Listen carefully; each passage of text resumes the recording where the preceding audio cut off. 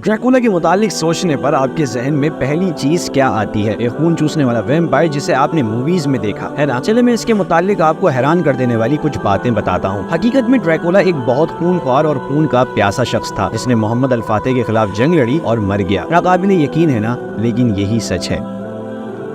Dracula का असल नाम विलेट था, लेकिन बाद में वो ड्रैकुला के नाम से मशहूर हुआ। उसका बाप ड्रैकुल था। उसने विलाकिया पर हुक्मरानी की थी जो जदीद रोमानिया के जुनूब में है। मुराद दोयम ने यूरोप की फतह के लिए मुहिम का आगाज किया। विलाकिया की रियासत को मजबूरन अमन से रहना पड़ा क्योंकि उसमें उस्मानियों से मुकाबले की ज्यादा ताकत नहीं थी। इसके साथ साथ हुक्मरान के दो बेटों को भी सल्तनत उस्मानिया के हवाले कर दिया था। दोनों बच्चों को स्कूलिंग के लिए एडरने भेजा गया। उनमें से एक बच्चा विलेट और दूसरा राडो था। विलेट को हम ड्रैकुला के नाम से जानते हैं। उसके बाप का निक नेम ड्रैकुल था। रोमानी ज़बान में इसका मतलब है शैतान। विलेट के निक नेम ड्रैकुला का मतलब है ड्रैकुल का बेटा, दूसरे अल्फाज में शैतान का बेटा।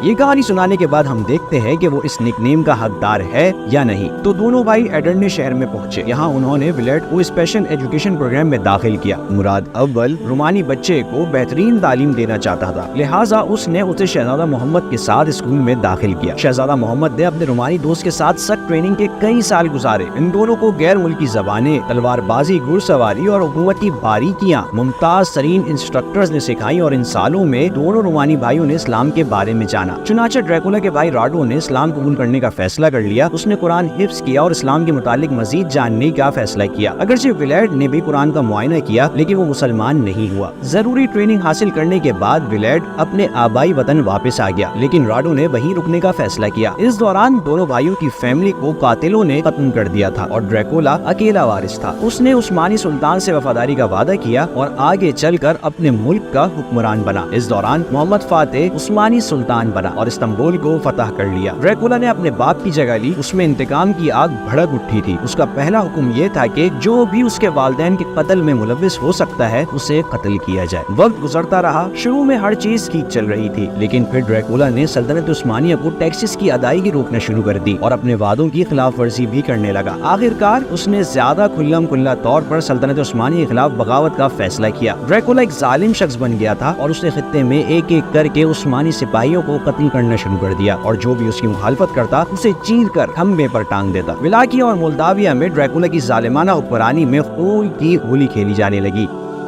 उसकी एक मिसाल ये है, ड्रैकुला ने महसूस किया कि उसके मुल्क में बहुत से गरीब लोग हैं। चुनाचा उसने उन्हें डिनर पर बुला लिया। उसने उन सब की दिली ख्वाहिशात के मुताबिक खाना खिलाया और फिर उनसे पूछा, मैं आपकी और क्या मदद कर सकता हूँ? क्या आप लोग गुर्बत के इस दर्द से छुटकारा पाना नहीं चाहेंगे? उन सब ने फौरन हाँ कहा। ये सुनते ही ड्रैकुला ने दरवाजों और खिड़कियों को लॉक किया और बेबस लोगों से भरे घर को आग लगा दी। सल्तनत उस्मानिया ने मामलात का पता लगाने के लिए अपने एम्बेसडर्स भेजे। उन्होंने ड्रैकुला को टैक्सेस अदा करने और हुकूमत से गद्दारी ना करने का कहा। ड्रैकुला ने ये जवाब दिया, अगर तुम मुझसे बात करना चाहते हो तो अपनी पगड़ियां उतार दो। जवाब में उन्होंने कहा, नहीं, हम तुम जैसे शख्स के लिए इन्हें नहीं उतारेंगे। उसने फिर उनसे यही कहा, लेकिन उन्होंने उसकी दरख्वास्त ना मानी। इस पर ड्रैकुला ने पगड़ियों को उनके सरों पर कीलों से ठोक दिया। इस तरह उसने उन सब को कत्ल कर दिया। ये जंग की शुरुआत थी। जैसे ही मोहम्मद फातेह को अपने एम्बेसडर्स के बारे में ये खबर मिली, उसने 2 लाख फौज के साथ मुहिम का आगाज किया। ड्रैकुला उस्मानी फौज की चालों से पूरी तरह वाकिफ था। उसे खूब इल्म था कि भारी नुकसान कैसे पहुंचाना है और अपना दिफा कैसे करना है। उसने गोरिल्ला चालों की तरह अपनी फौज को स्क्वाड्स में तकसीम किया और उन्हें मुख्तलिफ जगहों पर फैला दिया। इस टेक्निक का बुनियादी मकसद जंग जीतने के बजाय ज्यादा से ज्यादा नुकसान पहुंचाना था। उन्होंने गिरफ्तार किए गए सिपाहियों को पहाड़ों में एक एक करके कत्ल कर दिया और उन्हें खंभों पर टांग दिया। जब मोहम्मद फातेह दारुल हुकूमत तक पहुंचा तो इस मंजर को देखकर उसका दिल गम से भर गया। 1.5 किलोमीटर के एरिया पर फैले जंगलाती इलाके में 20,000 से ज्यादा सिपाही टंगे हुए थे। उनमें अभी कुछ जिंदा भी थे, कुछ मर रहे थे और कुछ दर्द से चीख रहे थे। इस जमीन पर जहन्नम का मंजर था। अपने भेजे गए सिपाहियों की इस हालत ने मोहम्मद फातेह का हौसला पस्त कर दिया। ये 20,000 मुसलमान थे। अगर वो किसी एक मासूम मुसलमान के साथ भी ऐसा होते देखता तो उसके क्या एहसासात होते, लेकिन यहाँ तो 20,000 मासूम मुसलमान खंभों पर टंगे हुए थे।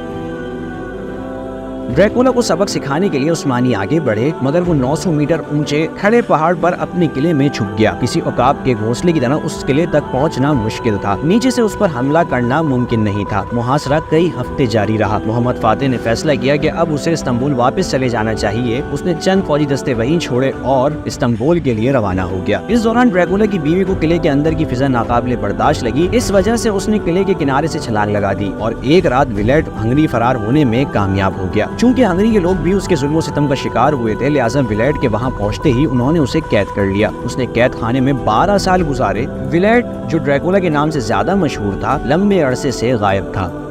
ان سالوں کے دوران یورپ میں تبدیلیاں آ چکی تھیں۔ آخرکار ہنگری کے بادشاہ نے اسے رہا کر دیا اور اس کی شادی اپنے ایک رشتہ دار سے کروا دی۔ بعد میں اس نے ولیٹ کو اپنا مذہب تبدیل کرنے کا کہا، جسے اس نے قبول کر لیا۔ ڈریکولا کے ساتھ مل کر انہوں نے 2 سالوں میں بہت سے عثمانی قلعے فتح کیے۔ انہوں نے کئی عثمانی فوجیوں کو قتل کیا اور پورے 14 سال بعد ڈریکولا کو ولاقیہ میں دوبارہ دیکھا گیا۔ غیر ملکی دستوں کی مدد سے اس نے حکمرانی دوبارہ حاصل کر لی۔ اس کے عوام کو جب اس کی آمد کا پتہ چلا تو وہ سخت ناخوش ہوئے۔ ظاہر ہے محمد فاتح کو بھی اس بات کا علم تھا۔ محمد فاتح نے سلطنت عثمانی کی طرف سے ڈریکولا کے بھائی راڈو کو بھیجا، لیکن وہ کوئی بھی نتیجہ حاصل کرنے میں ناکام رہا۔ اس پر سلطنت عثمانیہ نے ولاقیہ میں اپنے سپاہیوں کو جمع کیا اور آخرکار عثمانی دستوں نے ٹرانسلوینیا کے جنگلوں میں ڈریکولا کو پکڑ لیا۔ یہ خیال کیا جاتا ہے کہ ڈریکولا کو وہاں قتل کر دیا گیا تھا۔ یہ بھی کہا جاتا ہے کہ اس جنگ کے دوران اسے اس کے اپنے عوام نے قتل کر دیا تھا۔ ڈریکولا جس نے اپنی حکومت میں ایسے خوفناک کام کیے جنہیں کرنے کا کوئی دوسرا سوچ بھی نہیں سکتا، قتل عام کرنے اور خون کا پیاسا ہونے کے باعث ایک خون چوسنے والا ویمپائر کے طور پر افسانوی کردار بنا۔ اسے بہت سی موویز کا موضوع بنایا جا چکا ہے۔ ان موویز کی بنیاد بننے والا دور لا علمی اور بھول بھلیوں میں کھو چکا ہے۔ تاریخ میں بہت سے غیر معمولی واقعات ہوئے ہیں اور یہ ان میں سے ایک ہے۔ کیا آپ کے خیال میں ولیٹ ڈریکولا یعنی شیطان کا بیٹا کے نک نیم کا حقدار ہے؟ اور ایسا کیسے ہو گیا جبکہ وہ تو محمد فاتح کے ساتھ اسکول پڑھا تھا اور پھر اسی کے خطرناک ترین دشمنوں میں سے ایک بن کر ابھرا؟ کیا ظلم و ستم، قتل عام اور سفاکیت سے کسی کو واقعی خوشی ملتی ہے؟ انسان کے ذہن میں بہت سے سوالات آتے ہیں۔ میں مزید دلچسپ ویڈیوز لے کر آتا رہوں گا، منتظر رہیں۔